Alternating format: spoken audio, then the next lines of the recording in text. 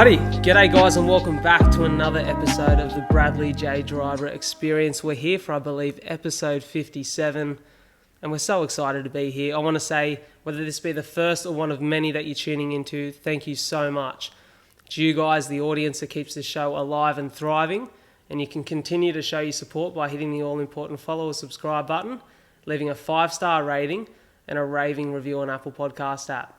If you share this with just one or a few friends, this grows, it grows out of proportion, and that's what we want. The whole aim of this podcast is to inspire you to pursue purpose and overcome adversity in life. The more people that are listening, the more people we have the chance to change their lives. Today's guest is gonna do that. He's doing that. An incredible human being with an incredible story. One thing I love is I love connecting with people who are hometown heroes. We're here in the Gong. It's always nice to connect with people in our own backyard. But doing something that has far greater reach than that, this story is one that will tug at the heartstrings. It'll really make you sit back and think about what positive impact you can have in your life, and definitely appreciate the positive impact that these guys are having. I'm sitting here with the co-founder of Forever Projects, which we're going to talk about in great depths today. Ladies and gentlemen, give a warm welcome from your home, your car, or wherever you are, to the incredible Mark Dombkins. How are you, mate?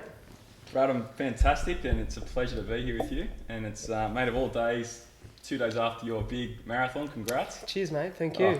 Loved watching that online, and I'm surprised how amazingly radiant you look, given what your body's gone through. It could have had something to do with like the Maccas, the Chicos, the pizzas. Chicos. Just all the feel-good food. Yeah. All the feel-good food. Anyone who's going to run a marathon, I'm sure, Chicos at the other end, not at the front end. Yeah, exactly right. But mate, it's a pleasure to have you here. We connected. One thing I love, and this is a really good point for any of the audience, is we connected through a guest suggestion. So I hadn't quite heard of your story yet, and a fella that I used to work with, Matt Ball, sent me a message and he said, mate, I'm loving the content. Do you mind if I send you a suggestion? I was like, I'm all for it.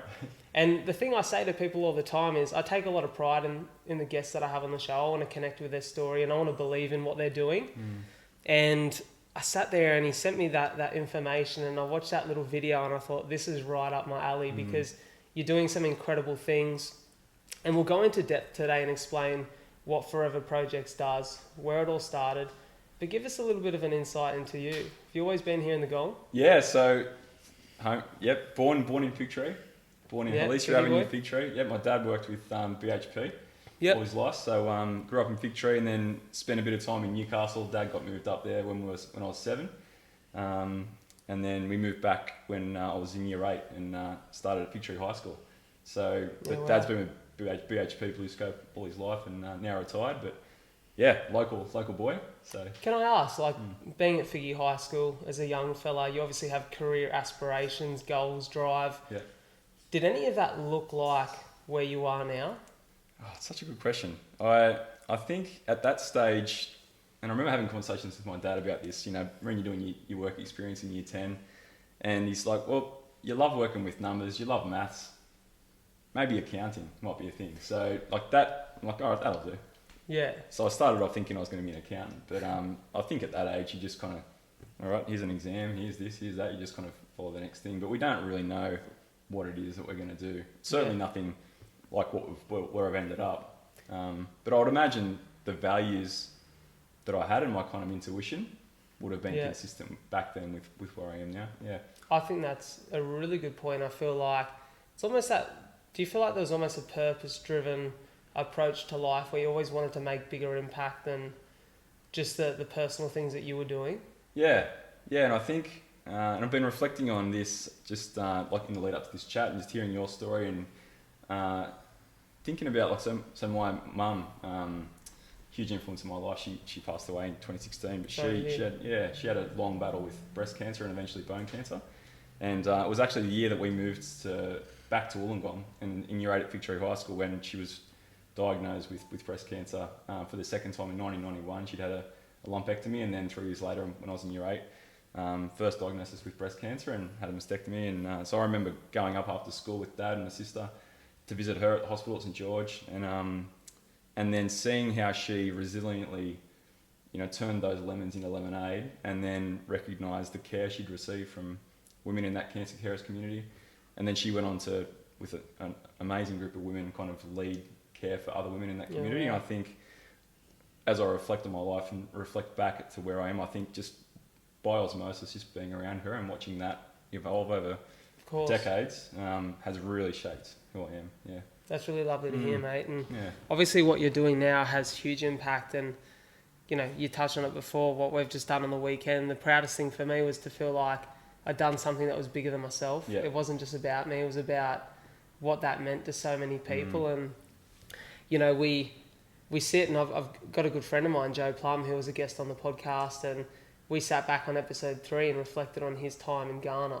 Yeah, right. And so Joe's dad is Ghanese, and he spent an extended period of time there in 2019, just experiencing the culture and experiencing what it was like to live in that region. And we spoke about it on a run the other day. We were speaking about mindset and you know, what it means just to keep going on, you know what I mean? Keeping on when times are tough, and just what it takes to unlock that sort of potential in your mindset to see past your current circumstances. Yep. And life is not as easy over there as it is in Australia. We have it pretty lucky here, and I think we don't realise how blessed we are until we experience that. For you to be doing so much work within those communities and doing something that makes such a difference there, where did that all begin? Yeah, so we... Our connection at Forever Project, so our mission as an organisation is to, like, we imagine a future where every human can provide for their own family. And we're a fundraising community that empower Tanzanian teams to get alongside women and empower them in some of the world's most, you know, as you've just shared, challenging circumstances to live with dignity and hope. And that story really connects into our family story. So back in 2010, I was married, had two biological children, Jackson and Jemima. They were 4 and 1. I was living up at Cromwell Street. Yeah. You know, used to push the pram down to Lee and me for, how good, you know, steal half an hour coffee when the kids were asleep. And I was teaching maths at Tiggs at the time. Yeah. But for a couple of years, my wife and I had this real strong belief and kind of draw to open our family up to kids who didn't have a family of their own. And that first moment, I think, was sitting on the couch like we are now, watching telly. And our 6-month-old was, you know, sleeping soundly near us. And we were watching this doco about an orphanage in China, and these children had been abandoned and were just kind of left to die in this room. And these volunteers had snuck in like video, you know, like not GoPro, but like a video in to just kind of expose the human rights abuses that were going on. And we're watching this back in, it would have been 2007, I guess, 2006, and just one eye on the telly, one eye on our son, sleeping soundly, knowing that if any of our parents came in for a visit, they'd be pushing the other one out of the way to get to him first, and here's these kids. And so that moment was just a seed that was planted in both of our hearts. We were like, let's be open to being a family that will, invite kids in who don't have one. And then a couple of years through, you know, just wrestling with what that might look like, maybe domestic adoption. We ended up enrolling in the Australian Inter-Country Adoption Program through Docs, and now that's FACS. But that process was full of red tape, and I don't know if you know anything about that process, but it's not great. A couple of years into it, they just kind of drew the line and said, look, this program's going to pause indefinitely. They weren't confident with the integrity of the program overseas, but there was no real updates or transparency, and we're like, this is something we've cared about for a couple of years now. We've been in this process, and now it's just ended. Are we just going to accept that? And no, we had a great life, no doubt, no shadow of a doubt. Or is this something we're going to pursue and kick the door down and actually really make happen? And started 2010, I remember walking down at Belmore Basin with my wife, and New Year's 2010, and she just out of the blue says, if we really want to do this, let's just move to Africa. Just out of the blue. But that seed had been kind of in my heart and really, you know, growing. And I'd over that summer been wrestling with that idea of our life as a story. I read a great book about that, and I love hearing like the common thread in all the stuff you're talking about on your podcast is there's such great stories. And this guy, his name is Donald Miller, and he said a story is about a character who wants something but has to overcome conflicts to get it. I love that. And if there's no conflict, there's no story. I love that. And I think hearing your story and you could kind of see a story maybe where there was some adversity, some conflict, but you thought, nah, actually the real life is over here, and you know, you haven't made life easy for yourself, but you've actually entered into a story that's richer and mate, people are engaged with. So I think that Powerful, quote, isn't it? yeah, that was already kind of, you know, nourishing my heart. And I think when she invited me into a story, I'm like, let's go. So how exciting is that? Yeah. So you have that idea, you've been invited into that story, and how do you pick the region? Like, how do you pick the country? How do you pick the specifics of it? Because Africa as a whole has this crisis throughout. Obviously, some communities are affected more than others. Yep. Was there any particular ties to Tanzania? Was there anything that you felt like they needed it more than the other countries there for that particular time? Yeah, it was really pragmatic, to be honest. It was so number one, obviously, if we're going to move our kids over to Africa, I mean, you know, think about telling that to your parents. Yeah. So that's the whole of the story, and you know, we've gotten over it, but taking your grandkids to Africa, so had to be safe, had to be a country where if we were to foster and adopt children, that we'd obviously be able to immigrate them back, and that, you know, as a family, had to be a place where we could work, because it would take years to navigate through it, and I'm a maths teacher by trade. So so all those things, and above all, we had to be 100% confident that the process by which these children had no other option for a family was legit. You know, we strongly believe that the best place for a child is their biological relatives, and that at all costs that should be maintained. But in the cases where that sadly isn't possible, adoption or foster care is the next best thing. So so we found an organisation in Tanzania before we'd even moved. Once we ticked those other boxes in terms of safety and logistics with immigration and so on. And there's an organisation called Forever Angels Baby Home in Western Tanzania that we really align with in that kind of value of preservation of family and adoption being a last resort. So we moved to Tanzania, and with this organisation particularly in mind, and that was mid-2010 when we moved. Yeah. So one thing that I take from that is you said, and I could get this wrong, but I'm pretty sure if I remember watching your story back and reading into it a little bit, you spoke about adoption, you spoke about this idea of adopting a child and coming home. Yeah. We just had a little bit of a chat off camera before. Yeah. And you've got a lot going on at home these days. We've got 6. 6. Yeah. And so you got 3 biological and 3 adopted. Yeah. Is that right? Yeah. So how did that evolve? Obviously, it's almost like you know, you go over there and you see these kids and they're so connected. Was it a matter of adopting siblings, or was it okay? Siblings, yeah. So we felt strongly about. We were very happy to have a big family, and so Brady Bunch vibes, hey? That's right. Stick us on the Zoom screen. Yeah. That's it. All the faces. But we when we first engaged through the social welfare process in Tanzania, we made it clear that we were open to adopting siblings. Yeah. And so these 3 kids who are now our adopted children were biological siblings, twins, and an older brother. Who didn't have any other option for a family. So we moved there in mid 2010 and immediately started in that Tanzanian social welfare process and started their foster process at the end of that year. So mate, at the end of 2010, we had a 4-year-old and 4 1-year-olds in East Africa, and juggling full-time work, and it was manic. That's insane. Yeah, and then years later moved home and had a surprise 6th kid. So our little one, Max, he's an absolute champion, but it's it's a handful. It's crazy how it works, hey? Yeah. Talk to me, like, obviously being over there and experiencing it. So you had the plan to go over there and adopt and change a few children's life.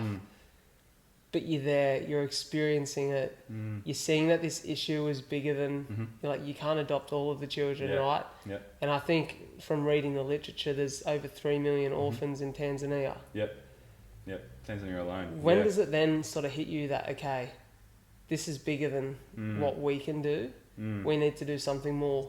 Yeah, I think that, we remember that day that we left the baby home with our 3 children, starting the foster process, and seeing 57 other kids, you know, who weren't going to a family, and as you just said, like 3 million others in the country in that same Breaks situation. Breaks your heart, right? Yeah, and just going, ours had their chance for a family, but what about these others? And what was the systemic problem that meant that these mums couldn't care for their own kids, and in our own kids' story, thinking about like what would need to have changed in their biological mother's story so that she could have cared for them and kept them, you know.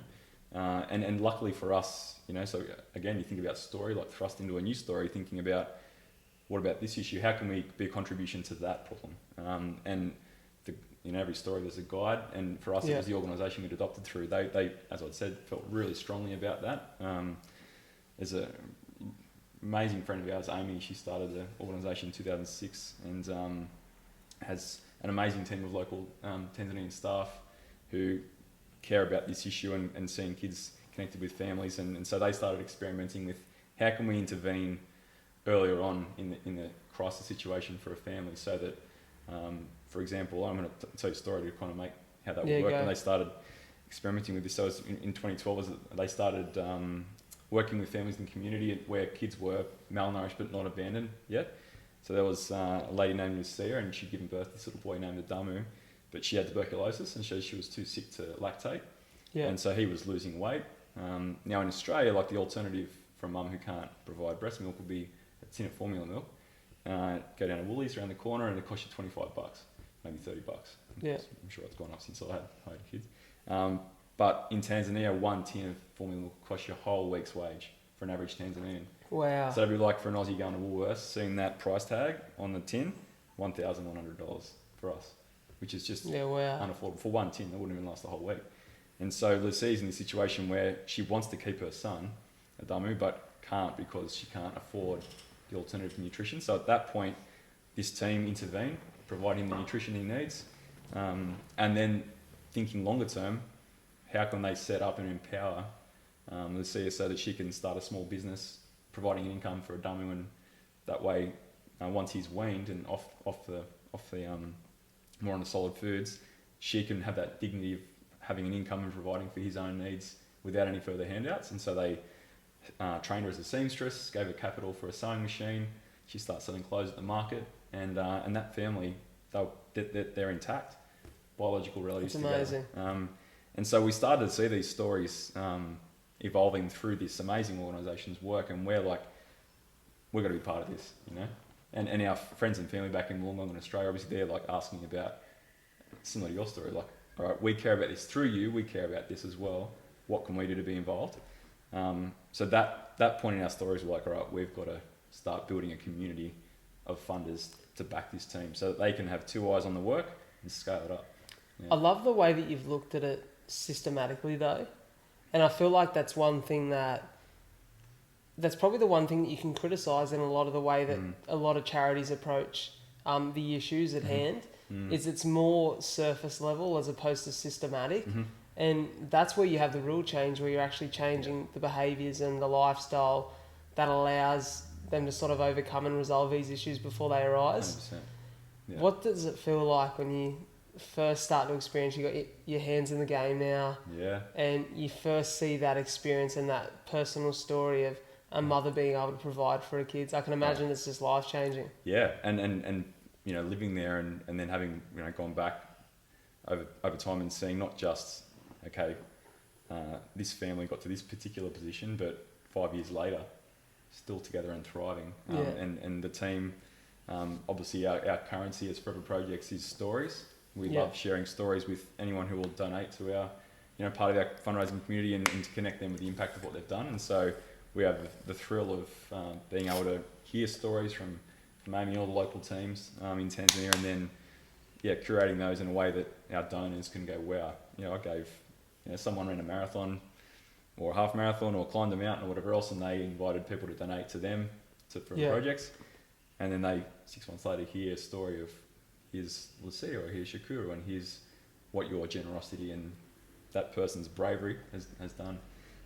But it's but I think one of the podcasts I heard, I've loved listening to your stuff. I appreciate it. Yeah, well, one of them you're talking about the cycles of when we're trying to create change. It's not like we can just see from A to B.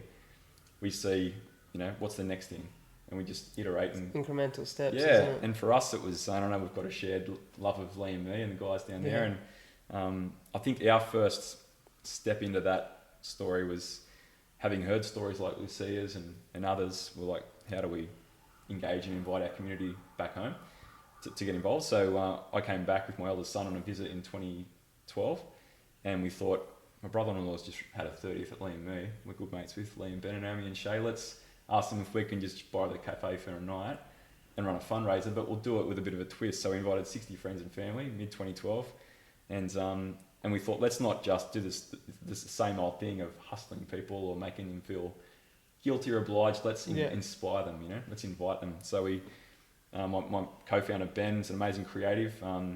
He got involved. He was living back here, obviously, and we hung this photography and these stories on the walls of the cafe upstairs and down, all the way up the stairway there, that steep stairway. And these were stories of Lucia's and others, and it was stories of what the sewing machine had done or to empower them, And then we just invited the guests to enjoy some, Lee and the guys put all the food on for free. Amazing. And just our guests just wandered around the cafe throughout the night, engaged with the stories, and then just donated as they felt inspired to. And they knew I was going to take every cent back to Tanzania. So that night they gave 16 grand. Wow, that's incredible. People. Oh, it was so cool. And then just they knew I was taking it back because there was such trust there. And then the best part was taking that back, giving it to the team and saying, obviously this isn't us doing the work. This is the Tanzanian team of the baby home we'd adopted through. And they continued to iterate their project. And then 1 year later, we came back for another visit. Another event at Lee and me, but this time the stories on the walls were where the 16K went. And so guests wandering around who'd been there 12 months beforehand, reading a story and thinking, I remember I was just standing here at the top of the stairway near the toilet at Lee and me, reading a story, and here I am now, 12 months later, being connected with where that money went. And understanding how much change they've inspired. Yeah.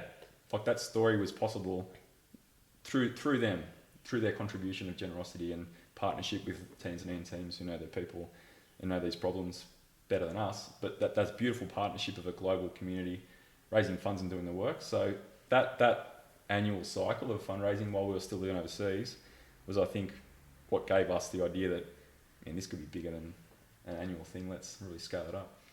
Yeah. It's funny, isn't it? The power of a story. And it seems that is really the key language to everything that you do. And you can even, go across your socials. And for anyone listening, go and check out Forever Projects on Instagram. Check their website out. It is very story based, and it's really nice to look through and to watch, and it's actually a really pleasant social media page to follow because there's so much good stuff going in, and it really tells a tale of the work that you guys are doing there. Where does it then expand and grow? Because it's hard with charitable organisation, right? There is only so much that you can do. There's only so much you can do from here. Without being there in those communities. How do you consistently grow this and branch out and create new idea to inspire new change? Yeah, it's a great question. I think it's we really strongly believe that there's so many great causes, there's so many great purpose-driven opportunities for people to be involved in. So, and people are missing out if they're not being generous, right? So I think starting with going, this particular cause doesn't need to be for everyone, but we're going to delight and talk to the people who see the world the way we do, and not try and be too general, but just really niche. And then I think just that commitment to going, well, what's worked has been telling true stories, not using guilt or obligation and saying, look, this child's going to starve unless you stop drinking coffee, but invitation instead. Invitation into purpose and generosity and so I remember at the end of 2014, we ran our third annual event at Lee and Me. Another successful event. I think we'd raised 50K in 3 years. And I remember at the end of the night chatting with Katie, who, I don't know if you remember Katie, she was one of the managers at Lee and Me and used to work at the old His Boy up at Globe Lane before they moved. Yeah, the name is well, yeah. And absolute legend. And she said, what are you going to do next year with this, Mark? You guys have moved home. It's got some real potential. And at that stage, Amy in Tanzania had just shared a bigger vision with us about this project not just being contained to the city that we'd adopted our kids through, but other cities in Tanzania. And so there was vision in Tanzania, and then there was this invitation from Katie to go, what else? And she said, I know the guys, Ben and Bao and Adam at yours and ours.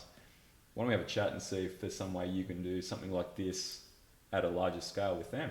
Yeah. And so, it'd be awesome to get those guys. Like, here's a listener suggestion. Yeah. If you can get those guys on here, they are so generous, so creative. Talk about resilience, And if anyone's listening to this and you're not from Wollongong, Yours Sorry. and Ours is a huge festival here in our area that really brings a lot of the local community together, doesn't it? It does. Yeah. So Yeah, that and started with that similar thing to all this, right? It started with the road bar up the road, and then just being generous, creative, delighting an audience, adding value, and just noticing and iterating. So early 2015, those guys were generous enough to share some time again, caught up with Lee and me, and they just trusted us and said, "Yep, we love what you're doing. We love the cause. We love the way you're using creativity and story to invite people. We've got the festival in October long weekend at Stewart Park. Do you guys want to do an art installation?" And we're like, "Sure, let's do it." And then after the meeting, I'm recalling my co-founder Ben and going, "What are we going to do? I'm a maths teacher, you know." Yeah.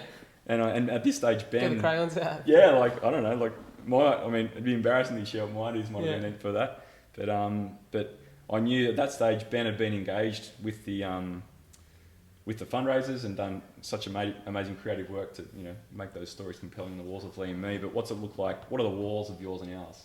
And what could we do there? So knowing I've got to get him to Tanzania, so he as a creative can just breathe in the dust and just walk the streets what and that is. and see the work up close and just trust that would be a good decision. So I remember sitting down, we just had our 6th kid sitting down with my wife in the living room and sometime in 2015 saying, "I think it's a good idea to take Ben to Tanzania for 2 weeks, leave you here with 6 kids, and we'll pay for it, and then we'll do an art installation at Yours and Ours, and if there's any downside financially, we'll wear it." How's that sound? Yeah. And I remember that moment being like probably one of the key moments in the story where it could have gone, she could have rightly said, "It's a great idea, I'll back it, but we just had a 6th kid. Yeah. We just moved home." But she's like, "Go for it." How hard is it? I think for me personally, a question I got a lot when I quit my job was how hard is it to walk away from financial security, consistency, routine, to chase something that you can't quite see or feel yet. And for me, it was just never a question of it being tough. It was just purpose driven. Was it similar for you guys? Yeah, well, I've thought about this a lot actually, because it's when I hear stories of people creating change and moving from this particular profession to something that not that they weren't passionate about that, but just that feels like their calling, Yeah. I guess we already had 6 children when this really started to present as a possibility and an opportunity. And so I had to make sure it wasn't going to, our priority is our family and our kids. And so this pursuit of forever projects couldn't be at the cost of us as a family. People could look at that and see as a constraint, but I've learned over time and through some connections with some great programs and leaders and courses to realise constraints actually make our work more effective if we allow them to, if we make them beautiful and look at ways to flip them. And so that for us has really been, I've got to keep pulling a wage from teaching. And I worked full time as a math teacher until the end of last year, while Forever Projects was on the side. And then this year's just the first year I've jumped in part time and dropped part time teaching. But the whole time that's been through number one, making sure, as I said, Ben, our creative director, is able to see and understand the work and have the resources he needs and the time, because he loves the work, but he's got to make a living as well. Yeah. And so it's been really through working through other people and building team and culture in that way that I think it's gotten to the point where it can justify me jumping in as I have this year. And so I don't know if that answers the question, but just I think every person has a different life situation where they've got to go, okay, this is what I want. And I would have jumped out of teaching full time. I love teaching maths classes, and it's definitely still a passion. But if money wasn't the problem, I would have just gone, yeah, sure, let's just go for it. Actually, on that note, I got a message the other day from Ross Sharp. Ross, yes, yeah, and he said, tell him he's a legend. Oh, cool. So I taught Ross. When was that? That would have been. He was in year 7. Great cricketer and hockey player. Yeah, he's a good bloke, Ross. He's just over in Colorado now. Yeah, right. Yeah, shout out to Ross. He'll be listening. He said he's going to tune in. Mate, good to imagine you listening. And let's catch up next time you're back. He's a legend. Yeah, and Ross's mum's a brilliant educator. She's works at a school down in Calderwood now and just is ripping it up. So yeah, Mel's fantastic. Yeah. Amazing. One thing I took from that there is just I feel like a sook for sitting here now on 5 hours sleep in the last 2 days, thinking I'm a little bit tired, and I'm like, you're teaching full time, you got 6 kids, and you're running this. How do you manage? Like, how do you grow as a person through all of that? Because I think there's exceptional growth there, right? When you come out the other side of that, and especially probably been a lot of reflection for you this year. Now that you're not teaching anymore, you've got that time that's dedicated purely to what really sets your soul on fire with Forever Projects. Yeah. Do you look back at that and go, what an amazing growth period of my life? Yeah. No, I mean, I look back at that and think sometimes, you know, and Ben would be the same, because there was a while where he was working on this he's got 2 kids as well. So there's times where we've had to, and we're great friends. So Ben and his wife Jem and my wife Anna and I are great friends. So we've had really honest conversations over the years of this can't break our marriages. This can't break our our relationships with our kids. And there's times where like we can say, I need to tap out for a bit here, or one of the others. You know, so it's not been easy. But I think having that true north of going, this has to be sustainable. This can't be something that's going to break us as people, because that building something for a moment doesn't help anything really.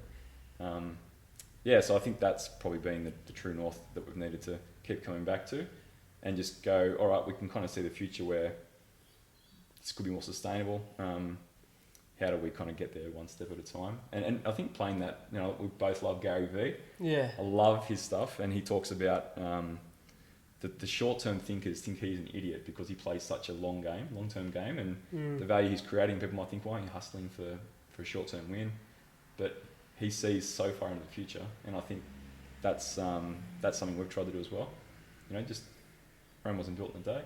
Is it hard for you to do that at times? Yeah, I think when you can see, with 10 hours of your time, what you think you could create and the change you could make, but then knowing that 10 hours can't be paid for at the moment. So, but that, again, it comes back to that constraint thing, just being patient and pushing through it. Yeah. Have you surprised yourself in any regard? Like, I say all the time, to use the running as a reference and an example, I remember running for the first week, which was early July.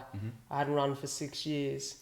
I remember running a 5K and I was absolutely gassed. Yeah. And then I went back the second week, same thing. Third week, they said, come and run 2 this week. So I ran a 5K on the Sunday and a 5 on the Wednesday.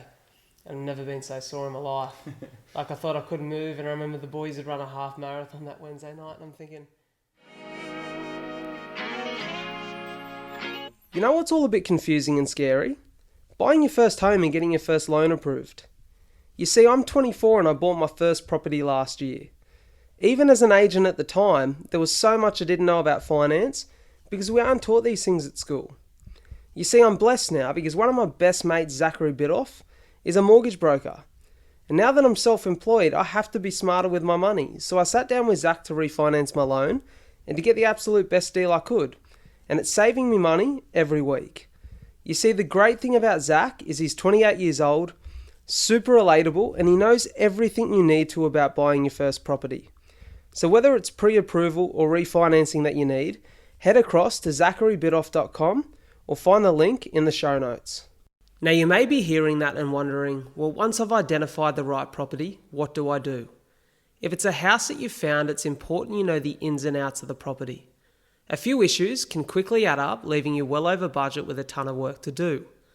To ensure that's not the case, it's advised that you seek the professional opinion of a building and pest inspector. Greg and Sharon Flood are the owners of Inspect Wollongong. Their job to provide you with a building and pest report, identifying the good and the bad in each property, and giving you the necessary advice to move forward. Keen property investors themselves, Greg and Sharon love helping anyone who's keen to get into the market. And it all begins with a home that will stand the test of time. Get in touch with Inspect Wollongong via the contact details in the show notes. While we're on the property train, it's a great opportunity to talk about my next sponsor. If you're looking at purchasing an apartment or selling one, You may be familiar with the idea of a Strata Report. It's the document that outlines all the good, the bad and the ugly within the body corporate's financial plans and all the issues that need to be addressed before you put pen to paper on a sales contract. But how do you organise that and who does it for you? Well, that's where Coastal Strata comes in. They are your go-to service in New South Wales, providing reports, bylaws and renovation approvals. For all their services, head to coastalstrata.com.au or find the link in the show notes. Half marathon on a Wednesday night, and I couldn't wrap my head around the idea of how my body was going to progress because it just didn't feel like it was going to. Mm-hmm. And funnily enough, it was only 2 weeks later after a bleed in the lungs, which makes no sense. But to go out and run 7.5 Ks and then back it up the next day and start building, and all of a sudden you're running 20 Ks on a Wednesday morning and you're looking back thinking, man, I couldn't do 2 5Ks in a week. Yep. I just done this. But for me, and it's what I said throughout the whole training camp, was I feel like progress was driven by purpose. And it just, you find something else within you that just allows you to level up and just take it to the next level, take it to the next step and just keep pushing when you're tired and when you don't feel like doing it. It's almost like, it's not motivation. I don't even think it's discipline. It's just, you know why you're there. How many of those moments did you have throughout the course of it where you look back and go, how have we done this? Yeah, it's like climbing a mountain, isn't it? Where you look back down, you just take a moment to catch your breath and look over your shoulder and go, wow, where we started was that tree. The tree was hovering over our heads, and now look at it, it's like... And it looks so small, but at the moment, that time, it seems so big. Yeah, I think there's definitely moments along the way like that, where and that's the discipline in itself, right? To stop and go... And I think I'm actually like that point at the moment where it's, been a big year, 2020, and just to go, naturally you want to keep going, right, what else can we push forward to finish off the year? But we just celebrated some great milestones, and just to stop and go, let's just celebrate that. And just think 2021 will come around. Get into it and just have that long term mindset. And I think probably the other thing that's definitely helped in this process has been having a vision for where we want to go, but also looking around at who are some other people that are leading in this kind of way, and what can we learn from watching them for like 5-10 years down the track. And there was an organisation that we connected with about 5 years ago, just through podcasts like this. A guy named Scott Harrison runs an organisation called Charity Water, based out of the US, and they exist to bring clean, safe drinking water to everyone on the planet. And amazing story. I'll flick you the link later for his story. Cool. But basically, they recognised that people cared about the water problem, but they were sceptical of charity. And so he innovated on the business model and said, well, let's create 2 bank accounts. One bank account will be where we'll draw funds for operational costs, in the US, paying wages, photocopying, whatever else. And the second bank account will be where donations from the public go. And every cent from that will go to the projects. And he found donors for the first bucket so that he could look in the eye of every donor in the second bucket and say 100% of your money is going to where we care about. And so we saw that and thought, all right, 2017, we've got some runs on the board. Let's create that same business model. So that 60 people at Lee and me that we shared in 2012, we invited them back in 2017, and having done the Yours and Ours Festival a couple of times, starting to see the community grow, and said, would you guys fund this bucket so that we can then say to every other donor, if you give $100, we lose $2.85 to e-commerce, to Stripe, but you make that up so that the donor knows $100 of mine went to the cause. And they did. So that was what built some sustainability into what we've done. And so we've got 58 members of that community at the moment who fund our Aussie costs. And that means when we do events and fundraisers and people give monthly, all that money goes to Tanzania. And that's made a massive difference. I remember that that was March 2017. About a month or so after that, we recognised the team on the ground had this old 4-wheel drive that was just breaking down, and it was an obstacle to their story. And we're like, let's just tell our community we need 30 grand for a new car. And let's tell them, because of this new business model, 100% of it's going to go. So we just said, we need 60 of you to give, or 600 of you to give $50. We don't care how you find it or how you do it. But but 100% of it's going, let's go. And in 6 weeks we raised it. And then we were in Tanzania shortly after that, and we put stickers of the name of everyone who donated on the car. So now when the car's going around visiting the families, the name of every donor, whether they give $10 or 10 grand, is on the car as a way to connect and say, you know, you're there with the team as they're doing it. Can I ask, this is also fascinating to me, and I think just because I've been through the recent thing of raising money and sort of trying to get people involved in that story and to feel like they're a part of it, which always helps. It's just fascinating to me how you've built this and how you've built it.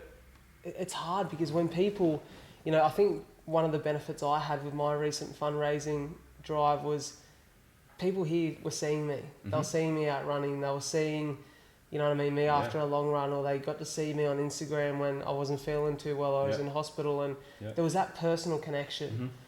Is it harder to sell that story when it feels like such a world away? Like they can't touch it, they can't see it. They can only see from the perspective of a lens or from what they're being told. Is that hard? Well, I think, linking to your story, I think one of the things, Scott, that I mentioned before, the guy from Charity Water, says is people give to people more than causes. And so if you weren't running for cystic fibrosis, but you were running for another really important cause, let's say there was something else that had affected your health that meant something to you, you still would have raised the same amount, because it's you being brave and generous and leading a tribe and people backing you as you care about this thing. It's a really good way of putting it. Before we turn on the cameras, you talked about picturing an 8-year-old kid who has CF and who sees you finish a marathon, and that's what drives you. Yeah. And that intent of yours is what has obviously come out as you shared your story and on different platforms, and people see that generosity and bravery and are giving to that. Yeah. And so I think from our perspective, it's the same thing, that certainly for us as a family, people trusted and believed in the cause through our family's journey. But we've now seen, we've got this mantra in Forever Projects, we say, what's in your hands? We believe everyone's got something in their hands, whether it's time, talent, money, to use for good and to leverage. And so when I was sharing about that four-wheel drive campaign, like one of my kids that I was teaching at school, this kid Brendan in year 10 comes up, I was on playground duty or something, he's like, oh, I heard you're raising money for a new car. I'm a swimmer. I love this idea of using what's in your hands. Seen a photo of him on the website. Yeah, legend. He swam 10Ks, did he? Swam 10Ks, 400 laps over a 25-minute pool down at Untitled McKeon's. And Susie and the legends down there, like, just let us use a lane. We thought, let's just Facebook Live stream this and celebrate Brendan and his bravery. And I think, he raised like $8,000 Amazing on his own. And again, I think certainly it has to be an important cause, has to be legit. And I think the fact that donors knew 100% of the money was going there helped. But people were giving to his bravery. It was his aunties and his friends at school and teachers, and so I think. And then obviously to then connect those generous donors that gave to Brendan's campaign and say, here's the car and here's the families that it's serving. People then might go, okay, I gave the first time to Brendan, through Brendan's Forever Projects, but this time I'm in love with the cause now. I'll start giving to that instead. They create a connection with it. So I think understanding, I guess people's motivation and I guess having empathy for people, that our attention is so sought after by everyone. Like CF's a massively important part of your life journey and for us Tanzania is, but that's not everyone else's story. Yeah. So how do you see the world from their perspective and go, how do I tell you a story that resonates with where you're at, not where I'm at? That's probably what works with marathon, because not everyone would run a marathon, right? Exactly. So people go, I probably wouldn't do that, so I get it. Yeah, and totally too. I think like if you'd said, all right, I care about CF, I'm going to run to Macca's from here. Yeah, everyone goes, because going back to the story, the obstacle isn't hard enough. Yeah. Or if you were already an ultra marathon runner and said, I'll do a 42K, it's got to be. It's got to be bigger than what you're capable of in the current, in the present. Yeah. So you've got the 6 kids at home. How old are they all now? Yeah, so we've got our eldest is 14. Yeah. We've got 4 11-year-olds and a 6-year-old. So our adopted children we've got twins who just turned 11 and their older brother who's about to be 12. And our biological middle daughter is also about to be 12. So there's this funny period of 2 months in the year where 4 11-year-olds, same age. Yeah. Talk to me about how much they understand what mum and dad do and the impact that they're having. Yeah, I think that from a young age, they've seen us.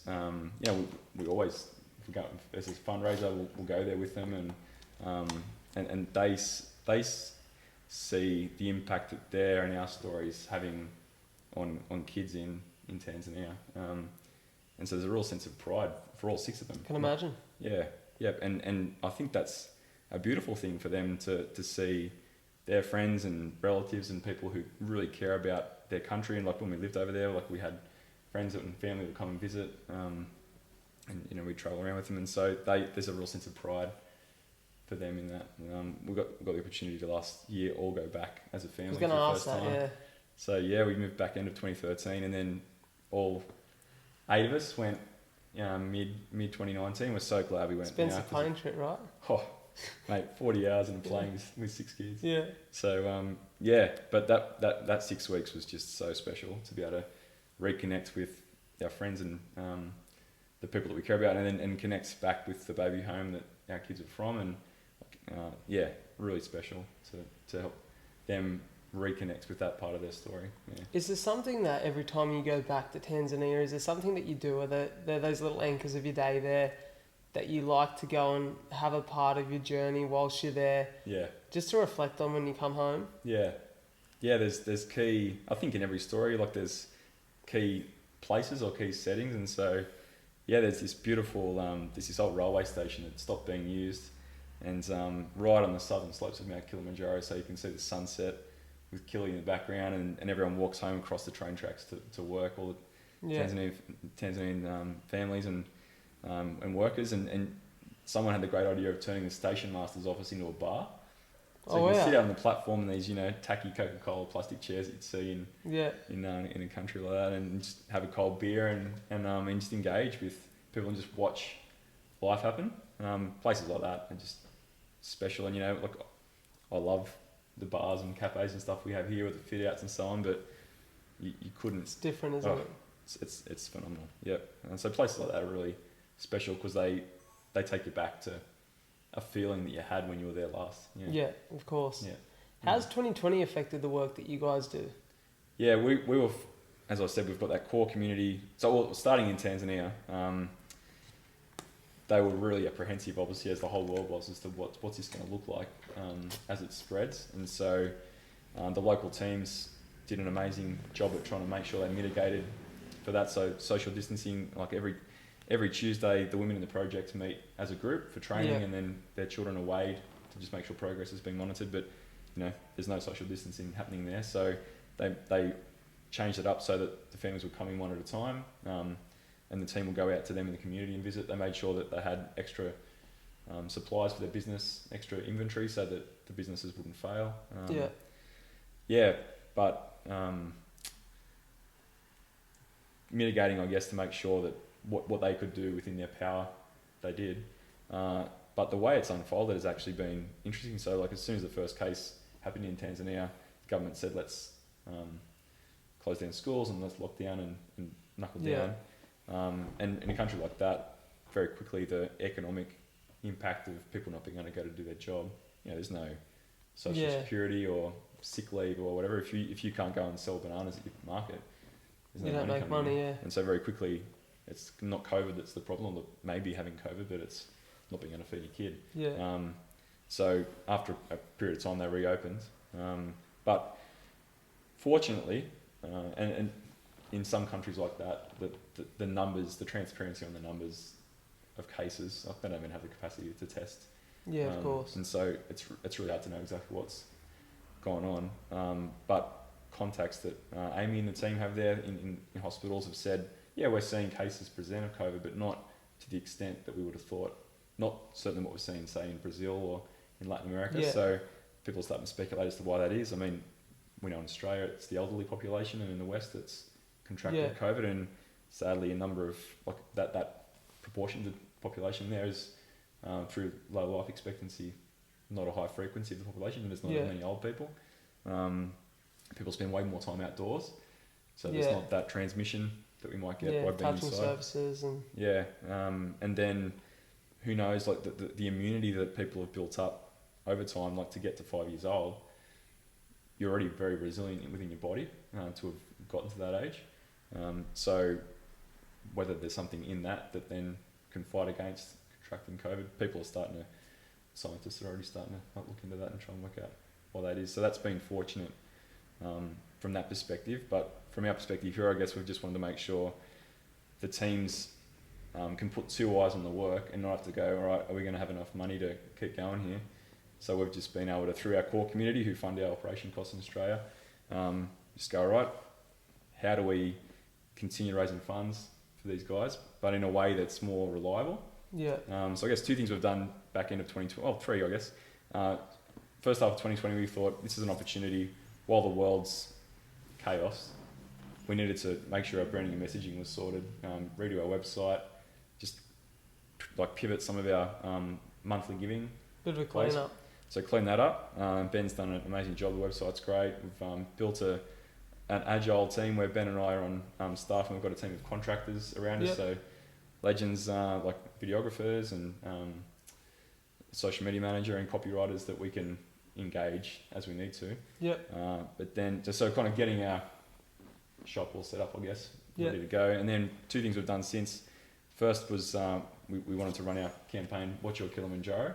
So I've seen that. That's cool, Yeah, so we that's a cool story. It started with 2 years ago. A guy decided to do 20 laps of Sublime Point in a week. It's a mate of ours. And I asked, similar to you, like say, all right, I care about this cause. Will you back me? He raised 14 grand, and his company, really generous company in Illawarra, backed him, dollar for dollar. So was 20 laps, was that equivalent to Kilimanjaro? Yeah. And what's the elevation and the distance on that? So 300 metres elevation. So 2300 has been 6,000 and Kili's 6,000. And having climbed Kilimanjaro myself, I can tell you Sublime's way steeper than Kili. Kili's a long hill, takes a week, but Sublime's a bit of a punish. So what's the distance on that? It's a K up and back, so it's like a marathon over a week. So 2 Ks every up and down. Yeah. So he did that in 2018. 2019, he was one of the friends that came and joined us in 2019 in Tanzania, and so cool to see him connected with the impact of that 28 grand, 14 from his network and 14 from his company, and that enabled 6 new team members in the staff team in Tanzania. And then he's like, people want to do this with me, let's just invite other people to do it. So 2019, Tin Ostimir obviously, he called it Ostimanjaro, and we invited a ton of people to climb with him, and we raised 158 grand. Amazing. And again, his company was very generous in backing that in a big way. And then that's huge money. That's huge impact, isn't it? Yeah, massive. That goes especially in those communities. And it's just been so fortuitous at the had we known 2020 was going to be what it was, to have that raised at the front end of it. Did you shed some tears after that? Just really seeing with Andrew, and then the community. Just really one of those moments where you just got to pause and take it in. And got pretty emotional. It's funny. I said to people leading up to our event, I said, I don't think I'm that much of an emotional guy, but I feel like I will be. I think I've convinced myself that I'm actually quite an emotional guy. Because I don't think I've ever cried so much in my life. But it's just that it feels good, doesn't it? It's a feeling that no paycheck or no personal achievement can ever give you. It's just that feeling of doing something more. So I love it. I love it. Look, I think every great story has a great leader behind it, and you seem like an amazing leader. The way you lead your pack, the way you lead your tribe, the way that you're leading an influence and growing this, and you're having huge impact. I love it. What are the anchors for you in your life that allow you to be at the top of your game? Because I feel like it's more than just forever projects. It's if your life isn't aligned, and you're not on the top of your game, that doesn't get the attention it deserves. I think self-awareness is really important. So continuing to grow personally. So I come from a Christian background, and this has been a really amazing opportunity to do work that reflects those values, but certainly not make it exclusive to anyone who's of that worldview, and that doesn't know the way you see the world from a religious perspective. It's, do you see the world in that there's women and children that need a hand up, and you want to be part of it?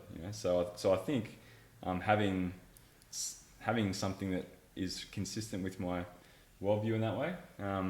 You know, a big part of that for me is, you know, the idea that can you hear the cry of the marginalised in the world, and if you can, and if you can get alongside them, and having heard that cry, try and bear that with them, not in a egotistical way or anything else, but just in a way that's just shared humanity. Then, so I think, that's been really important in the hard times to go, this is really deeply connected to my why as a man, and then just without a rock solid, you know, relationship with my wife Anna and our kids, and making sure and I haven't done this perfectly at all, but making sure that's got to be the priority when you can see things getting out of balance, coming back together, reflecting, keeping the main thing in that way. I think, but probably those pieces, and then just self-awareness and continuing to grow as a person and thinking, this is a contribution and an act of service to something bigger than me. This isn't about me, and so what is this mission? What does it need of me, rather than what do I need to take from it? Just puts it in good perspective. It's funny, I had a message from a mate on Saturday night, and he said, I hate to ask you this question because you've just done so well and you've achieved so much, but I know you're driven, so what's next? And I wanted to ask that question, but I feel like you're doing so many amazing things, it doesn't necessarily need to be a next. But is there another chapter that's ready to be written? I think 2020 has surfaced what it needed to be. So, you know, we've had some successful fundraising campaigns, and we ran that Watch Your Kilimanjaro in October, and that's been a huge success. But when we're, again, thinking about this from the teams in Tanzania, what they need as they've grown their project is not just increasing funds, but increasingly reliable funds. So for us to be able to say, all right, next October 2021, we're going to do it again. Hopefully we can send, you know, something similar, versus we've got a crew that are going to send this amount every month. Like, that reliability is really important for them. And so throughout the year, we've been thinking, how can we invite our community into a next chapter, as you've just said? And what does it mean, effectively, like, to subscribe to Forever Projects? You know, we subscribe to Netflix or Spotify or... It's really the way the world's going, isn't it? Yeah. And when you think about subscription, it's like, I'm going to show up and give money each month because I'm getting consistent value back. But what does subscription look like? And the best charities in the world are really thinking about this. So with our new video, we've set a vision to go, how do we, by the end of 2021, how can we have 1,000 people who will subscribe to Forever Projects, given 10 a month, 20 a month, whatever it might be, whatever's in their hands. And if we can get 1,000, then we know, based on what people are currently given, that'll completely fund the 4 teams in Tanzania at their current levels.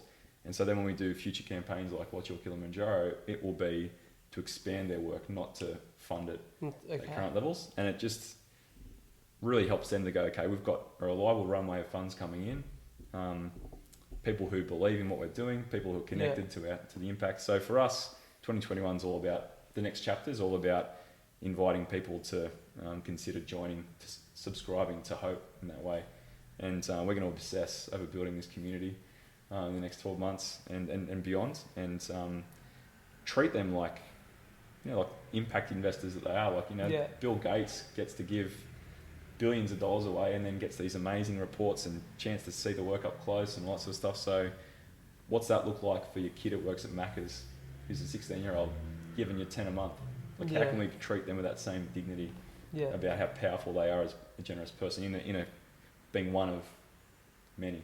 So if you're listening to this now, you're watching this on YouTube, thank you if you are, and you love the idea of that being a part of this and subscribing to Forever Projects, what does that subscription look like? Is it a one-size-fits-all approach where it's a certain subscription fee that's consistent across the board, or are there levels of subscription that some people can give more and some give a more minimal amount? What does it look like? It's what's in your hands.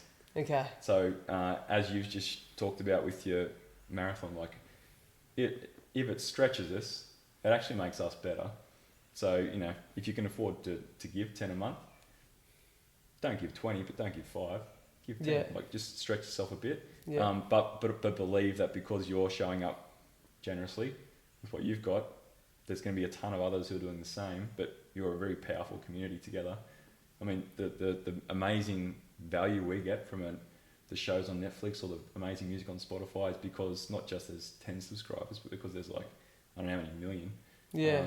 And that's the same principle with a community that's being generous. Like the power of that value increases exponentially with the number of people on board. So if you're listening and you're keen, there's a video that we've just created that really takes us back through our story and invites people into that next chapter. Yeah.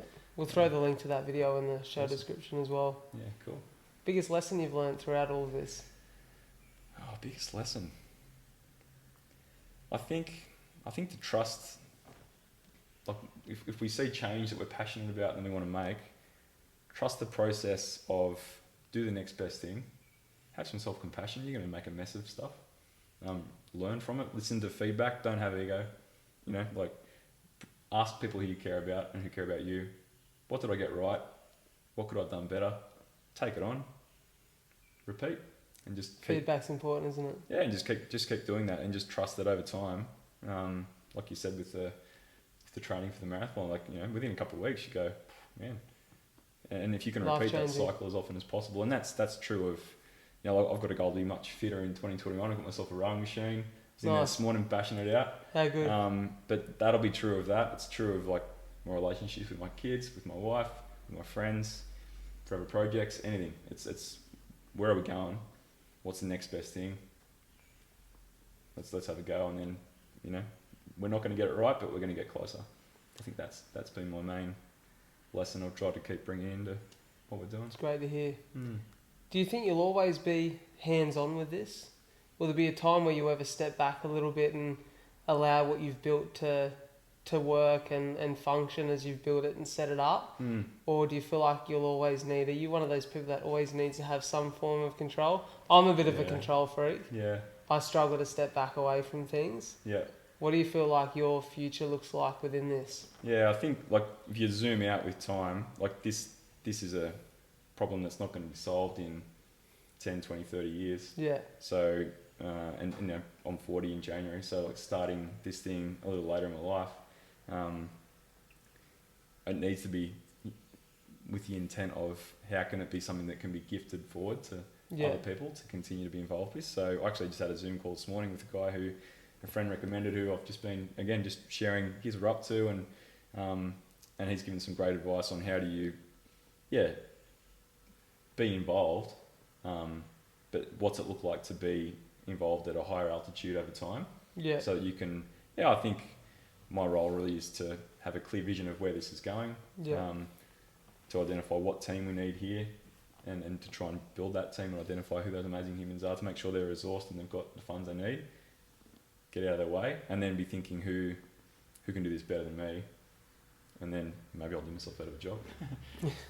But just keep thinking about what are the things that someone I can see over there could do better than me, and how do I transition to that so that you're increasingly and all you're doing then in the end is just being this conduit of talent and purposeful people into a cause that's going somewhere. Yeah. Have you been able to keep a running tally of the families that have been positively impacted by this? Yeah, so we just passed a huge milestone. It's 1,000 families, well, 1,000 babies, 1,007. It's just happened in the last month. That's incredible, mate. Congratulations. Oh, and again, that's all the local teams. That's across 4 cities. But to have been a contribution and being part of that, it's such a privilege. And going back to that day where we walk out of the baby home with our 3 children and see 57 others, to know that, like for example, when we were back last year, the numbers were low 20s, so they've gone from 65 kids in the baby home to like 25. Yeah. And there's consistently less than half the kids in the baby home in the orphanage that there were before. So knowing that, you're seeing lasting impact, it's such a privilege to be part of a global team that's doing that, where each person's just able to niche into what they're good at, what's in their hands, and together, we're one of our guys in our community, Nick, says, together we're more powerful than we are alone. And the one thing that I can do is nothing compared to what we can do. I mean, look at you two, Yeah. Great combo. Definitely. And all great change involves amazing squads of just people with different gifts and stuff. 100%. I said it so many times on Saturday, stronger is one. Yes. There were plenty of times there was a hand on my back or one of the boys give me a tap on the ass to say, keep on going. Yeah. And you need it. Yeah. You need it. Yeah. Because as strong as you are and as great as a leader you are, you're not always on. Yeah. You're not always on, and sometimes it gets a little bit too much. Yeah. And sometimes it's a little bit too big of a task at hand. Yeah. But the people around us are what keep us going, Yeah. what make us stronger. 100%. Would you have any message for maybe the families who are sitting at home listening to this, who not only want to be involved in forever projects, but maybe even just considering adoption? Yeah, it's a good question. I think, in Australia, there's 50,000 kids who don't have permanent homes, so they're in out of care situations, whether it's foster care or some kind of, high care facility. So I would say, since we adopted, the laws have changed internationally quite a lot, where even in that short space of time, it's increasingly hard for international adoption to happen. Okay. So I'd probably say if it was thinking about caring for children who don't have a family, I think just based on the way that the laws are now, certainly locally would be where you look, and there's so many kids that have a need here.